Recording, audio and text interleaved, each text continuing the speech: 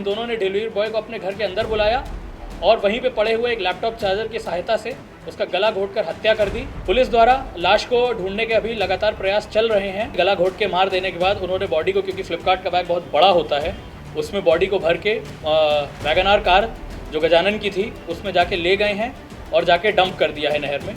अभी इस चीज़ की पुष्टि नहीं हुई है, जब तक बॉडी नहीं मिल जाती हम नहीं कह सकते। राजधानी लखनऊ में 2 मोबाइल फोन के लालच में हुई फ्लिपकार्ट के डिलीवरी बॉय की हत्या का सारा राज पुलिस ने खोल दिया है। हालांकि अभी भी डिलीवरी बॉय भरत की लाश नहीं मिली है। पुलिस की निगरानी में एनडीआरएफ की टीम और लोकल गोताखोर लगातार इंदिरा नहर में लाश की तलाश में जुटे हैं। आज आकाश शर्मा को हिरासत में लिया गया है। इन्होंने अपने जुर्म को पुलिस के सामने कबूल किया है। साक्ष्य इस तरह के मैच कर रहे हैं। हमें दोनों मोबाइल फ़ोन जो इन्होंने डिलीवरी बॉय से मंगवाए थे वो भी बरामद किए गए हैं। उसके अलावा डिलीवरी बॉय का अन्य सामान जो वो और डिलीवर करने जा रहा था वो भी हमने बरामद किया है। पुलिस द्वारा लाश को ढूंढने के अभी लगातार प्रयास चल रहे हैं। हमारे द्वारा एनडीआरएफ की टीम, एसडीआरएफ की टीम और लोकल गोताखोरों से लगातार संपर्क किया जा रहा है। आसपास के जनपदों में भी हमारे द्वारा एक रेस्क्यू और सर्च ऑपरेशन चलाया जा रहा है कि बॉडी की बरामदगी हो सके। पुलिस की गिरफ्त में आए डिलीवरी बॉय की हत्या के एक आरोपी आकाश ने अपना गुनाह कबूल कर लिया है। आकाश ने सिलसिलेवार तरीके से बताया कैसे उसने अपने दोस्त के मोबाइल फोन से कैश ऑन डिलीवरी पर 2 मोबाइल ऑर्डर किए, फिर कैसे भरत की हत्या की, कैसे लाश को इंदिरा नहर में फेंका। उसको इनके द्वारा कैश ऑन डिलीवरी पे मंगाया गया।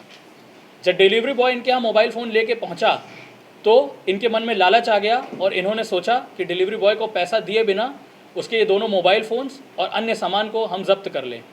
इसमें बड़ी चालाकी पूर्वक इन दोनों ने डिलीवरी बॉय को अपने घर के अंदर बुलाया और वहीं पे पड़े हुए एक लैपटॉप चार्जर की सहायता से उसका गला घोंटकर हत्या कर दी और फिर उसकी बॉडी को उसी के फ्लिपकार्ट के बैग में भर के आगे जाके नहर में जाके इंदिरा नहर में फेंक दिया।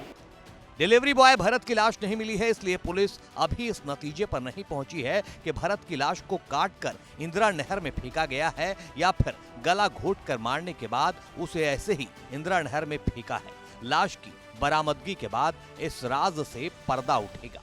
हमारा प्रयास रहेगा जल्द से जल्द बॉडी बरामद हो सके। गजानन को अभी वांछित रखा गया है, इसकी भी शीघ्र गिरफ्तारी करी जाएगी। जो बॉडी है वो बताया जा रहा है कि बच्चे उसमें भर के ले गए थे बैग में, तो क्या टुकड़े करके ले गए थे, किस तरीके से बैग में भरा गया? नहीं, इनके द्वारा अभी जब हमने पूछताछ करी गई तो अभी तक आकाश द्वारा ऐसा कुछ नहीं बताया गया है। इनका ये कहना है कि गला घोंट के मार देने के बाद उन्होंने बॉडी को, क्योंकि फ्लिपकार्ट का बैग बहुत बड़ा होता है, उसमें बॉडी को भर के वैगनार कार जो गजानन की थी उसमें जाके ले गए हैं और जाके डंप कर दिया है नहर में। अभी इस चीज़ की पुष्टि नहीं हुई है, जब तक बॉडी नहीं मिल जाती हम नहीं कह सकते कि वो चीज़ करी गई है या नहीं करी गई। डिलीवरी बॉय भरत की खौफनाक हत्या के बाद पुलिस को कातिलों तक पहुंचने के लिए भी काफी मशक्कत करनी पड़ी। भरत की गुमशुदगी की रिपोर्ट दर्ज होने के बाद ही लोकल थाने के साथ साथ क्राइम ब्रांच की टीम भी एक्शन में आई, फिर आकाश तक पहुंच पाई। जिसकी 26/9/2024 को आदर्श कोष्ठा जो फ्लिपकार्ट के एक रिप्रेजेंटेटिव हैं, इनके द्वारा थाना चिन्हट में एक गुमशुदगी दर्ज कराई गई थी कि ये डिलीवरी बॉय मिसिंग है। इस डिलीवरी बॉय की गुमशुदगी की जांच थाना स्तरीय पे की जा रही थी। साथ ही साथ हमारी क्राइम टीम और हमारे अन्य टीमें भी इस पे काम कर रही थी। जब हम लोग इस पे काम डेवलपमेंट कर रहे थे तो हमें कई चीज़ें संदिग्ध लगीं। डिलीवरी बॉय का मूवमेंट, उसकी लास्ट लोकेशन, कितने ऑर्डर्स उसने डिलीवर करे, कितने ऑर्डर्स उसके डिलीवर नहीं हो पाए, इसको संदिग्धतापूर्वक देखते हुए हमने उसकी डिटेल्स कंपनी से निकलवाई, जिसमें हमें ये प्राप्त हुआ कि उस दिन कितने ऑर्डर्स उसने प्राप्त किए थे, उसमें से कितने ऑर्डर उसने डिलीवर कर पाया था, कितने ऑर्डर वो डिलीवर नहीं कर पाया था, कहाँ तक लास्ट में गया था। इसमें संदिग्धता जब हमारी बढ़ी तो हमने लोगों को उठाना शुरू किया, उनसे पूछताछ शुरू करी। इस पूछताछ के क्रम में हमारे द्वारा इनको आकाश शर्मा को उठाया गया। इनसे जब गहनतापूर्वक और सख्ती से पूछताछ करी तो इनके द्वारा बताया गया कि इनके और इनके साथी गजानन द्वारा अपने एक मित्र हिमांशु के मोबाइल से एक मोबाइल फ़ोन की ऑर्डर किया गया था। इनके द्वारा 2 मोबाइल फ़ोन मंगाए गए, जिसमें एक mobile phone Vivo V40 Pro और एक Google Pixel 7 Pro था। इनकी कीमत दोनों की मिला के अराउंड 90,000 के करीब बन रही थी।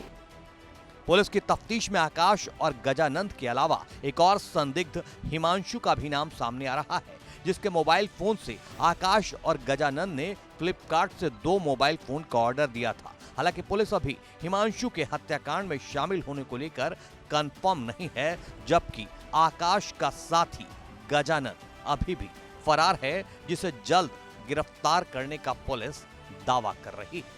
हिमांशु को गजानन ने आके अप्रोच किया था कि मुझे मोबाइल फ़ोन ऑर्डर करने हैं। हिमांशु द्वारा अपने मोबाइल फ़ोन से इनको मोबाइल ऑर्डर करे गए थे। जब डिलीवरी बॉय वहाँ देने आया था तो हिमांशु द्वारा गजानन को बता दिया गया था कि तुम्हारा फ़ोन का ऑर्डर आया है, इसको रिसीव कर लो। हिमांशु को अभी तक की प्राथमिक जांच से ये पुष्ट नहीं हुआ है कि हिमांशु को इसकी जानकारी थी कि नहीं कि ये हत्या करेंगे नहीं। विवेचना अभी प्रचलित है, जो भी तथ्य संज्ञान में आएगा उसके आधार पर अग्रिम कार्रवाई करते रहेंगे।